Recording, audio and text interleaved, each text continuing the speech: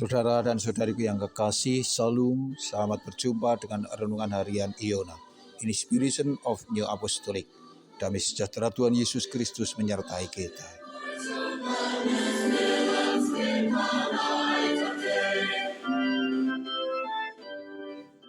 Kita akan membaca firman Tuhan dari Yunus pasal 4 ayat 1 dan 2. Tetapi hal itu sangat mengesalkan hati Yunus, lalu marahlah ia.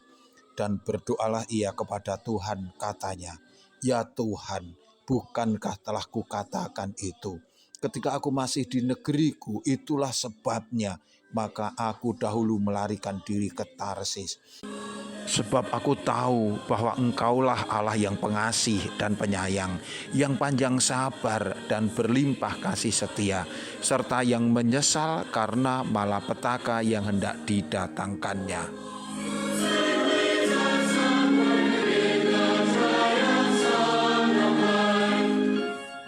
Saudara dan saudariku yang kekasih, tugas yang diberikan Tuhan kepada Yunus telah dilaksanakan.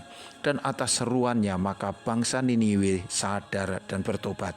Maka Allah pun menerima pertobatan itu sehingga membatalkan rencananya yang hendak menunggang balikkan mereka. Sampai di sini kita bisa menyimpulkan bahwa Yunus telah sukses dengan tugasnya. Kebanyakan orang akan bersuka cita ketika apa yang menjadi tugas dan pekerjaannya berhasil. Namun berbeda dengan Yunus, ketika diketahuinya bahwa Allah tidak jadi menunggang balikkan kota itu oleh karena pertobatan mereka, di sana Yunus tidak senang. Ia kecewa, bahkan marah. Yunus tidak senang bahwa bangsa yang jahat itu tidak jadi mendapat hukuman dari Tuhan. Ia secara pribadi punya alasan-alasan. Yang pertama, orang-orang Niniwe bagi dia bukanlah umat pilihan Allah. Sehingga menurut Yunus mereka tidak berhak atas rahmat-Nya. Ia tidak layak menerima pengampunan atas perbuatan-perbuatan dosa mereka. Yang kedua, orang Niniwe sudah keterlaluan dalam berbuat kejahatan, dalam melawan Tuhan.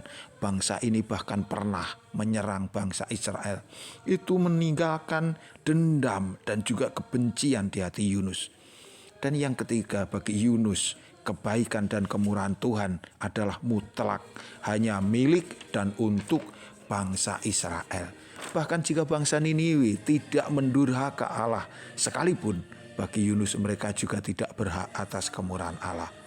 Begitulah dengan hati yang kecewa Yunus berdoa kepada Tuhan, menyampaikan segala kekesalannya.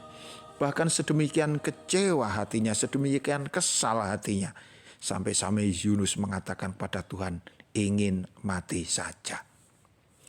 Ketika Allah melihat kemarahan Yunus, Allah pun bertanya kepadanya, "Yunus, layakkah engkau marah?" Jawaban Yunus sungguh ketus. Ia menjawab, "Ya, lebih baik aku mati daripada hidup." Atas kemarahan Yunus yang memuncak ini, Tuhan tidak mengecam dia. Tetapi Tuhan justru kembali mengajar Yunus tentang bagaimana sikap sifat Allah yang murah hati. Ia panjang sabar, murah hati kepada setiap orang. Ya, bahkan kepada bangsa kafir, bangsa yang menolak dia, orang-orang yang mendurhaka Tuhan. Tuhan mengajar semua, Tuhan menolong mereka dengan sabar, memberi jalan yang sama agar mereka dapat bertobat dan berbalik kepadanya.